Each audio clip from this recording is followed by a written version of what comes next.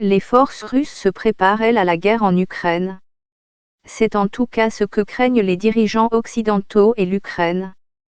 Il y a seulement 7 ans, la Russie s'est emparée d'une partie du sud de l'Ukraine et a soutenu les séparatistes qui ont déclenché un conflit dans de vastes régions de l'Est. La Russie a menacé de prendre des mesures militaires et les États-Unis ont déclaré qu'en cas d'invasion, ils riposteraient par des sanctions d'une ampleur sans précédent. L'Ukraine a des frontières communes avec l'UE et la Russie, mais en tant qu'ancienne république soviétique, elle entretient des liens sociaux et culturels profonds avec la Russie et le russe y est largement parlé. La Russie résiste depuis longtemps à l'évolution de l'Ukraine vers les institutions européennes. Lorsque les Ukrainiens ont déposé leur président pro-russe en 2014, la Russie a saisi puis annexé la péninsule méridionale de Crimée à l'Ukraine et les séparatistes soutenus par la Russie ont capturé de larges pans des 2 régions orientales de l'Ukraine collectivement connues sous le nom de Donbas. Moscou exige désormais des garanties que son voisin ne rejoindra jamais l'OTAN, l'alliance occidentale. Ce conflit dans l'est de l'Ukraine se poursuit à ce jour, bien qu'un accord de cessez-le-feu conclu en 2020 soit à nouveau en vigueur. Mais ce sont les forces russes opérant au-delà de la frontière ukrainienne qui sont les plus préoccupantes. Les services de renseignement occidentaux affirment qu'elles comptent jusqu'à 100 000 hommes, tandis que Kiev pense que ces forces sont encore plus importantes. Il n'y a pas de sentiment de menace imminente ou que le président russe Vladimir Poutine ait décidé d'une invasion. Mais il a parlé de mesures militaro-techniques de rétorsion appropriées si ce qu'il appelle l'approche agressive de l'Occident se poursuit.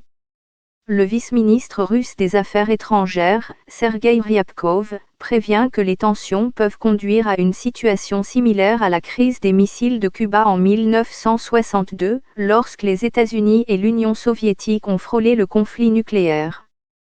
Les services de renseignement occidentaux ainsi que ceux de l'Ukraine pensent qu'une incursion ou une invasion pourrait avoir lieu au début de 2022.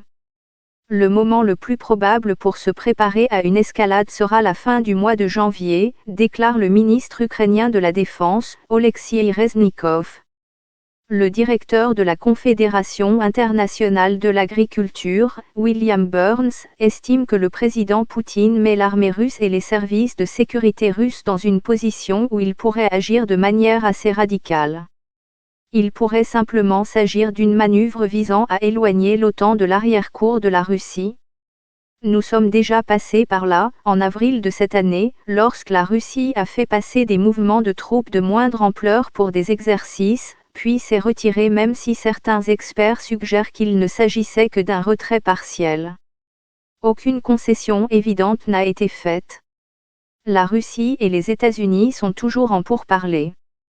Le président Joe Biden et M. Poutine ont eu un appel vidéo le 7 décembre dans le but d'apaiser les tensions. Le dirigeant russe espère que de nouvelles négociations auront lieu à Genève en janvier 2022, même s'il souhaite se concentrer sur ses demandes de garantie de la part de l'OTAN.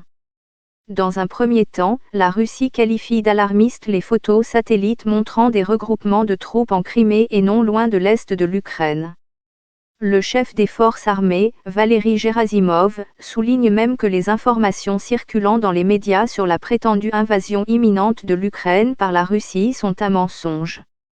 Mais le président Poutine menace depuis de prendre des mesures de réponse militaro-technique adéquates et de réagir durement aux mesures inamicales. Moscou accuse l'Ukraine de constituer la moitié de son armée, soit quelques 125 000 personnes dans l'est du pays, alléguant que Kiev envisage d'attaquer les zones contrôlées par les séparatistes soutenus par la Russie. L'Ukraine affirme qu'il ne s'agit là que d'une propagande absurde visant à dissimuler les projets de la Russie. La Russie accuse également les pays de l'OTAN de pomper l'Ukraine avec des armes. Accusant les États-Unis d'attiser les tensions, M. Poutine affirme que la Russie n'a plus aucun endroit où se retirer. La contre-réclamation de la Russie pourrait devenir une justification pour une action militaire. Vladimir Zabarov, numéro 2 de la Commission des Affaires internationales du Conseil de la Fédération de Russie, explique début décembre que quelques 500 000 Ukrainiens vivant dans les zones tenues par les rebelles avaient désormais des passeports russes. Si les chefs rebelles font appel à l'aide de la Russie, bien sûr, nous ne pouvons pas abandonner nos compatriotes, dit-il. Le président Poutine avertit l'Occident de ne pas franchir les lignes rouges de la Russie en Ukraine. Quelles sont ces lignes rouges ? L'une d'elles est l'arrêt de l'expansion de l'OTAN vers l'Est, ce qui inclut l'Ukraine et la Géorgie. La Russie souhaite également que l'OTAN abandonne ses activités militaires en Europe de l'Est, ce qui implique de retirer ses unités de combat de Pologne et des républiques baltes d'Estonie, de Lettonie et de Lituanie, et de ne pas déployer de missiles dans des pays comme la Pologne et la Roumanie. En bref, elle souhaite que l'OTAN revienne à ses frontières d'avant 1997. Monsieur Poutine affirme que la Russie cherche à éviter les effusions de sang et à trouver une solution diplomatique, mais ce type de demande est voué à l'échec.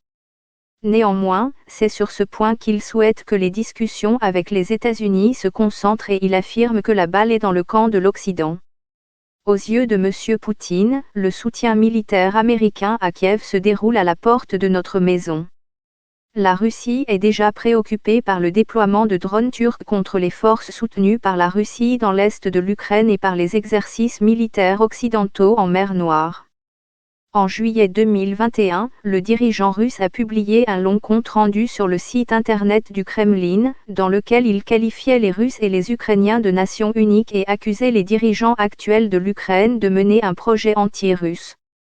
L'Ukraine faisait partie de l'Union soviétique, qui s'est effondrée il y a 30 ans, et M. Poutine a décrit les événements de décembre 1991 comme la désintégration de la Russie historique. La Russie est également frustrée par le fait que l'accord de paix de Minsk de 2015 visant à mettre fin au conflit dans l'est de l'Ukraine est loin d'être respecté. Il n'y a toujours pas d'arrangement pour des élections contrôlées de manière indépendante dans les régions séparatistes. La Russie nie les accusations selon lesquelles elle fait partie du conflit qui perdure. L'alliance militaire occidentale de l'OTAN est défensive et son secrétaire général, Jens Stoltenberg, indique clairement que tout soutien militaire s'inscrit dans cette optique. Le Royaume-Uni va aider l'Ukraine à construire 2 bases navales, à Ochakiv, sur la mer Noire, et à Berdiansk, sur la mer d'Azov. Des missiles anti-chars américains Javelin ont également été envoyés en Ukraine et 2 patrouilleurs des gardes-côtes américains ont été donnés à la marine.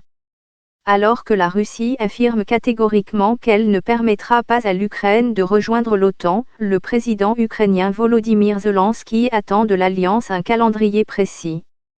C'est à l'Ukraine et à 30 alliés de l'OTAN de décider quand l'Ukraine sera prête à rejoindre l'alliance, souligne M. Stoltenberg. La Russie n'a aucun droit de veto, aucun droit d'interférer dans ce processus.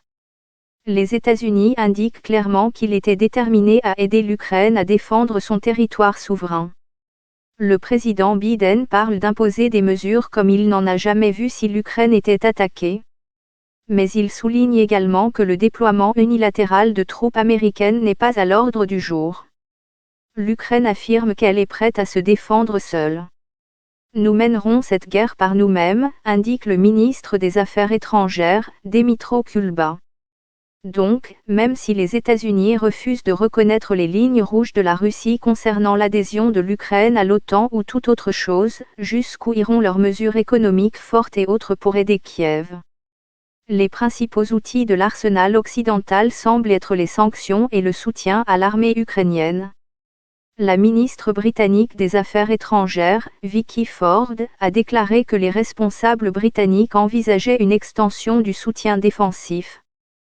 Quant aux mesures économiques, le principal outil pourrait être la menace de déconnecter le système bancaire russe du système de paiement international SWIFT.